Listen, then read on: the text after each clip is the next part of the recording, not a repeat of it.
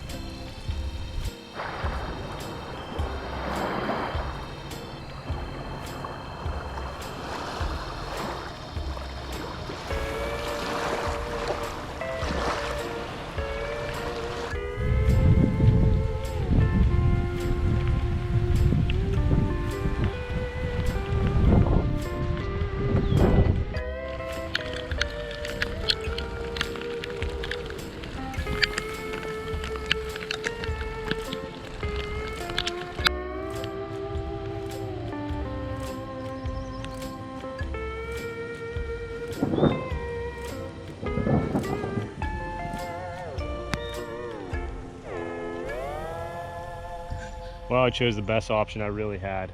No campground, no truck. If I was gonna go to either of them, it'd probably be a 3-mile hike at this point. And by the time I get there, the storm will probably be over. So nice little pine tree here, keeping me pretty dry. It's not really raining right now, but it does look like there's another arm of the storm coming through. So I'm gonna wait here. It looks like everything's gonna be blown over by 11, and it's like 10:20 right now. So hopefully I can stay here without getting too wet. Doesn't really, I haven't seen any lightning, just thunder, so who knows. So I guess this brings up a valid point that I never really got to discuss, because this hasn't happened to me after, you know, doing videos for the last year and a half. So what do you do if you get stuck in a thunderstorm like I am right now? Well, the best thing to do is find shelter, and that's what I did here. I got a nice little pine tree, not really getting wet at all. And the other rule of thumb, if you hear thunder, don't hike. I know I kind of broke that rule, but they say to wait at least 30 minutes until the last noise of thunder that you hear. So and you always want to find the low ground. If you're like in an open field, try to find a gully, put your feet together. You never want to be up on obviously exposed surfaces. You don't want to be on the beach right now. You don't want to be on a mountaintop. You always want to try to find the low ground. And the best shelter is something that if it does get struck by lightning, a branch won't hit you and kill you. So this tree is perfect. The branches aren't big. It's keeping me dry. So yeah, I mean, this is kind of survival 101 out here. So that's what you do if you ever get stuck like I am right now. All right, well, I'm gonna bid adieu to my pine tree friend here and all the spiders that are on it and that are now probably in my book bag, but the rain has slowed down somewhat. I have not heard any thunder in quite some time. Looks like it's clearing up a little bit. I'm already soaked, so what's the difference, I guess, at this point?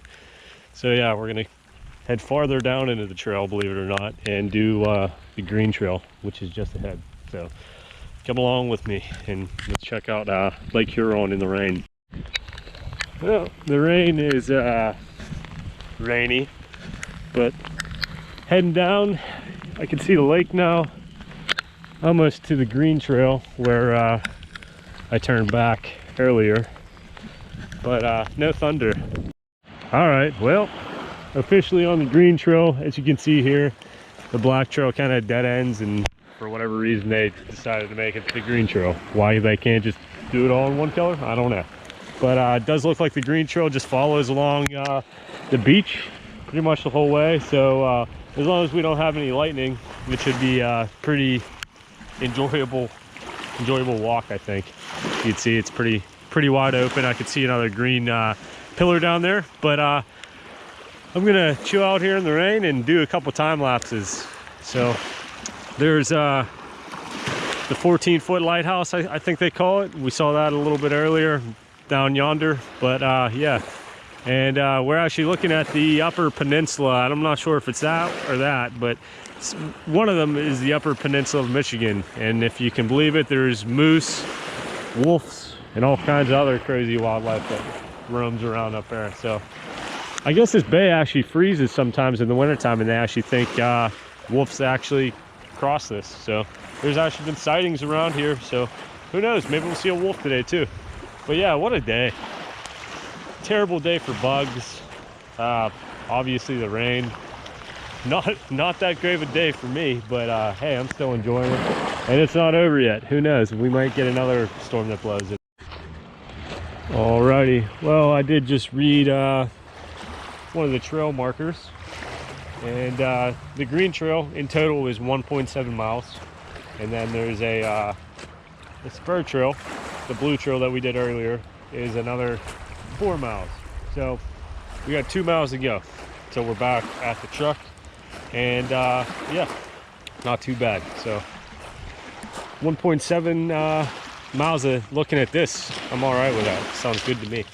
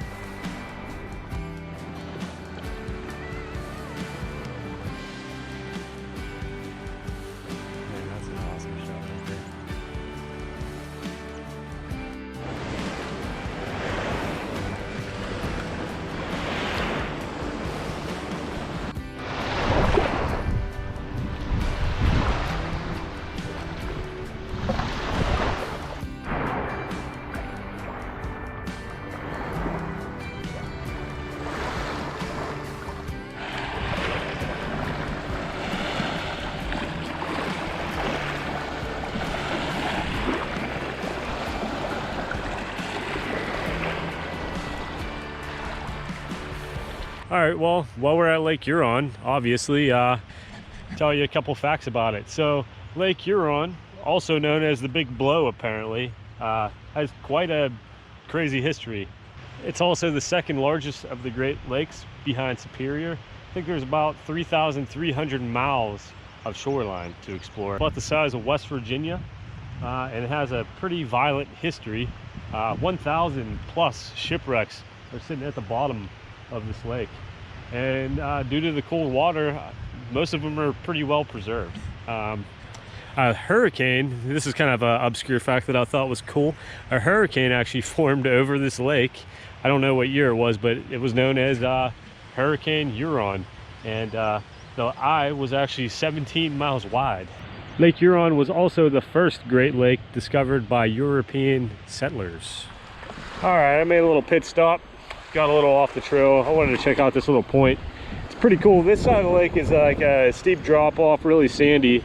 And then this side of the lake is just full of these big rocks. But yeah, pretty cool. Did a couple time lapses. And yeah, gonna continue on this this green trail here. I can see some of the markers up ahead. But yeah, another kind of weird thing that I just realized, I didn't see one other person all day. But what a day. On paper, today should have been a horrible day.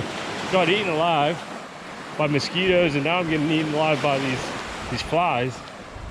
Got poured on, got stuck in the woods for an hour and a half waiting for the rain to stop, and a lightning storm. Yeah, so on paper today should have been awful, but it was actually a very, very fun day for me. And what a beautiful, beautiful area this is up here in northern Michigan. So I'm gonna keep looking for the end of the trailhead here. Shouldn't be too much farther. Alrighty, I'm officially off of the beach, away from Lake Huron, back on the blue trail that I hiked earlier this morning before all hell broke loose. Should only have about a half a mile left to get back to my truck, and I think I'm calling it quits for the day because yeah, you know why. So, all right guys, we survived the storm. Thanks for coming out again and watching another episode of Maksim Outdoors. Don't forget to subscribe to the channel if you already aren't. There's a lot of you guys, like 97% of my viewers aren't subscribed, so make sure you hit that. It means a lot to me if you do. Leave me a comment, tell me where I should go next. Maybe another obscure random state or state park like Cheboygan. So yeah, I'll see you next week, and yeah, stay tuned.